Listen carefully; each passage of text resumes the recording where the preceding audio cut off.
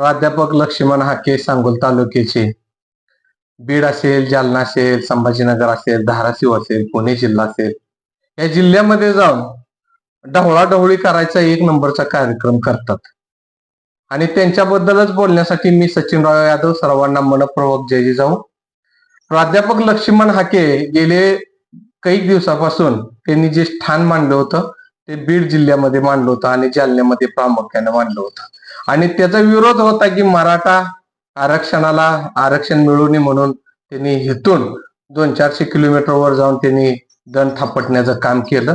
पण आज आमच्या सोलापूर जिल्ह्यामध्ये पुरोगामी जिल्ह्यामध्ये जर ढवळाढवळ करत असेल तर प्राध्यापक लक्ष्मण हाके करतात आणि त्याचे दुष्परिणाम आमच्या समाजाला भोगायला लागतात.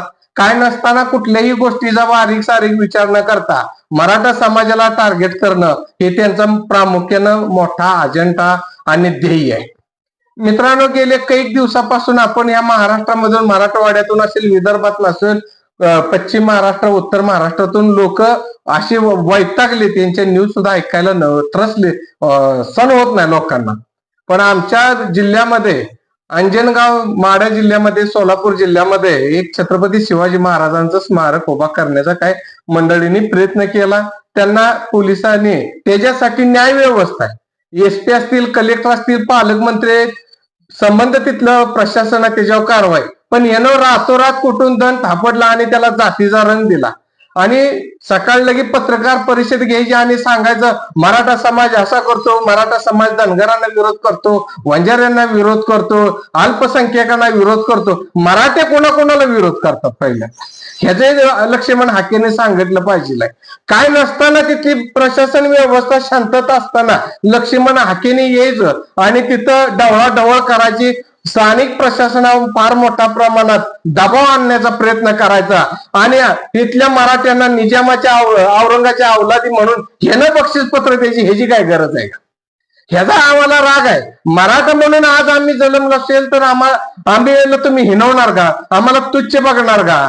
असे काय तू केली? वास्तव्य पाहताना सांगोल तालुक्यामध्ये मराठा आणि धनगर कुठलाही वाद नाही. आमचे मित्र आहेत, ते आमचे मित्र आहेत. आम्ही एकमेकाच्या घरी जातो, त्यांच्या बाटलीतलं पाणी पितो, आमच्या बाटलीतले ते पाणी पितात. अचानक या 2-3 वर्षामध्ये बाहेरच्या जिल्ह्यामध्ये चालू असता आज सोलापूर जिल्ह्यामध्ये हे लोन लक्ष्मण हाकेने आणलेलं आहे.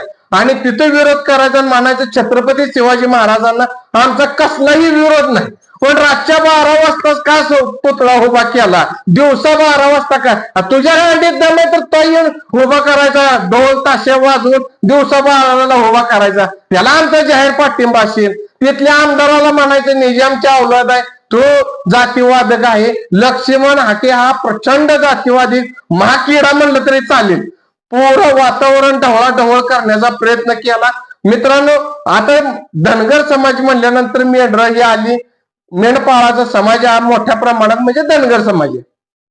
हजारो लाखोच्या संख्येमध्ये धनगर समाज या महाराष्ट्रभर असं फिरत असतो. मेंढर उपजीविका करण्यासाठी फिरत असतो.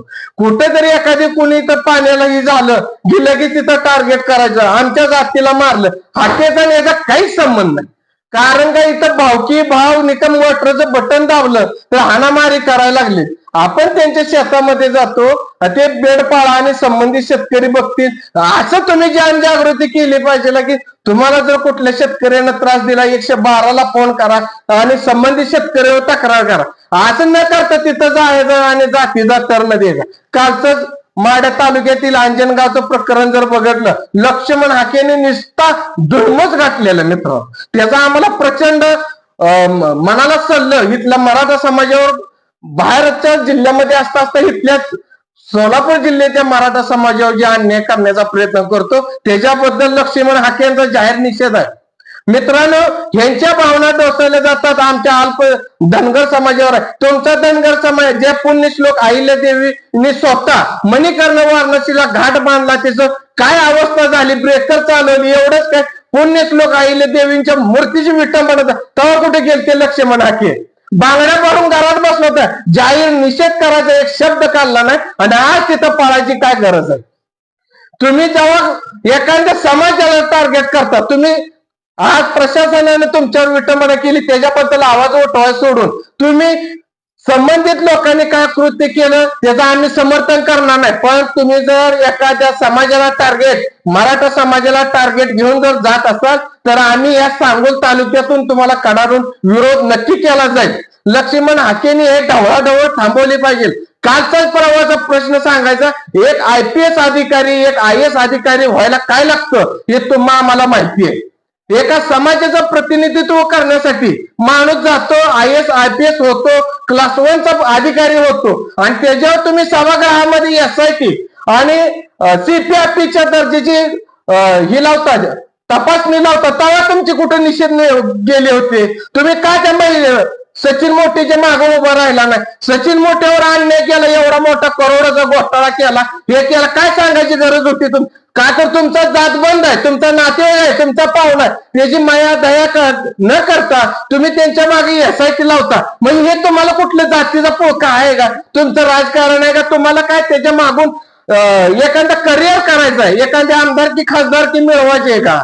लक्ष्मण हाकेने हे तातडीने थांबवलं पाहिजे.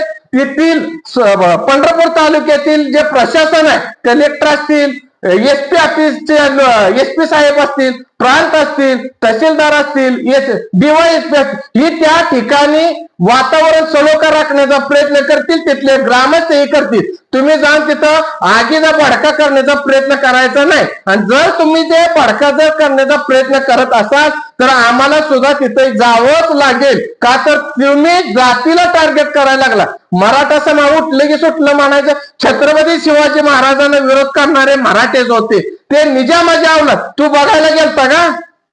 इथून पुढे तुमची कुठलीही गाया केली जाणार नाही. ज्या शब्दाने तुम्ही बोलता त्या शब्दाने तुम्हाला उत्तर दिलं जाईल. लक्ष्मण हाके सांगोलचं ना बाई गणपतराव देशमुख यांचा तालुका असताना या तालुक्यात असलं गलिच्छ माणूस बाहेर पडतो आणि राज्यामध्ये खळवळ करतो आणि जातीचं समीकरण रचण्याचा प्रयत्न करतो. या सांगोल तालुक्यातल्या जनतेला काय वाटत असेल? इतक्या चांगला कधीच जातीचा दोष नसणारा तालुका म्हणून कधी दंगली झाल्या नाही त्या, आणि तुम्ही हे काय करताय? प्रत्येकाला जातीचा अभिमान असला पाहिजे, त्याच्याबद्दल आम्ही म्हणत नाही, पण कृत्य घडतं आणि अख्खा महाराष्ट्रातल्या जगातल्या पाठीचा मराठा तुम्ही भरडून जर काढणार असाल तर आम्ही तुम्हाला जशा तसं उत्तर दिलं जाईल. ही सुरुवात आजच्यापासून तुमच्या मागे आम्ही नक्की लागणार. सांगोल तालुक्यातला मराठा समाज नक्की तुमच्या मागे आम्ही हात धरून मागे लागू, एवढंच मी या ठिकाणी सांगतो. आणि लक्ष्मण हाकेने जे अंजनगाव इथल्या प्रशासकांना तंग करण्याचा आणि वेठी धरण्याचा प्रयत्न केला त्याच्याबद्दल मी जाहीर निषेध करतो आणि मी 2 शब्द संपवतो. जय जिजाऊ.